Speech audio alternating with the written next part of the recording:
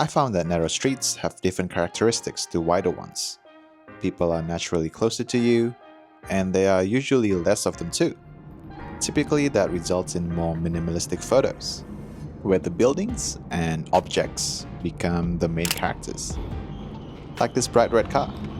Other than the pop of color though, it's not very interesting. Then I found this text on the glass here. The door makes a nice narrow frame, and the word fire matches the red. It looks like a mini fire truck. This can only be taken on a narrow street, where the car is far enough to be in frame, but close enough to fill in the frame. And I have a few more examples of that coming up. A neat thing about narrow streets is that it branches off to ones that are even more narrow. I was looking for a scene of an alley leading up to a bright street. In this one, it's not very visible since the shot is too wide. Not to mention these stairs are blocking half of the view. Hopefully we can get a photo like that later on. I looked at all directions to find another scene. Okay, straight up kinda works. I think we're getting somewhere. I tried a different angle, and the white building next door is peeking in. Maybe I can get more of that. There you go. The dramatic angle makes it eye-catching. It provokes you to think for a second to figure out the point of view. And I also like the sky reflections on the windows. As I was walking back, I saw a building puffing out steam. The steam is shaped like a question mark, purely coincidental. Maybe it's representing me questioning if these photos are any good. I tried a bunch more shots on portrait, and then I switched to landscape. And I think this is the best out of the bunch. Quite happy that I spotted this. The foreground on the right is almost completely black, making the scene more minimalistic. The concrete texture adds depth, and the background is a symmetrical building that adds a bit of contrast. Yeah, love it. I noticed this window reflecting a yellow building. I like the contrast of the soft wall colors compared to the bright yellow. And a person is passing as well. Perfect. We can make it more minimal with a portrait crop. This is a shot that works because I'm on a narrow street. The yellow building is close enough to this window to be reflected, and I can shoot from across the street and be close enough to get the right framing. I found another pop of color. I tried to line up a shot, but I couldn't get a nice framing. When they were crossing though, the light of course turned green, and I got some nice matching colors. I like this one more because the sunlight hits them just enough to create a green glow around them. Melbourne is full of amazing street art, and here's one of them. I'm just trying out shots with this random foreground. I cropped in this one and it's kinda nice. I like that they are looking down, matching with the falling leaves on the street art. Let's try a head-on angle. Just taking a few shots here. Alright, let's choose the best one. The car here is blocking the background, so not that one. This one has them in a straight posture. It's not very lively, so not that one either. In these two, I like that the subject's arms are swinging, and this one specifically has some swagger into it, which complements the vibe of the art. And by cropping in a bit, we can remove the distractions.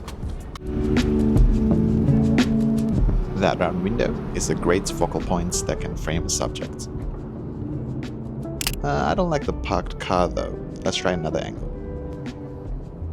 Okay, yes, something like that.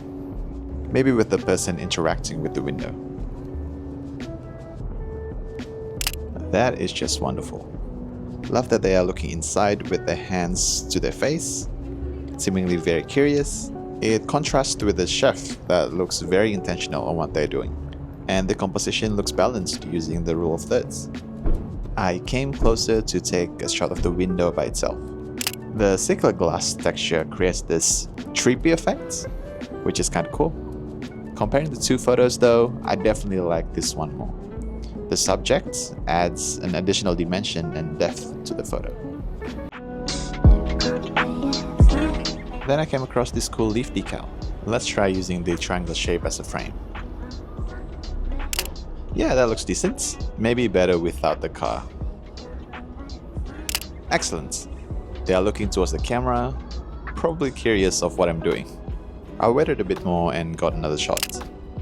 I repositioned a bit so the framing is a bit different. In the end, the second shot looked the best.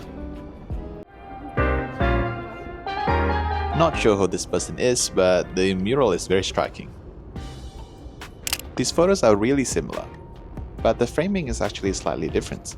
This one has the mural right in the middle, while this one is a bit off center and has more of the reflection in the frame. And I think it looks better because of that. I came to this intersection with harsh sunlight.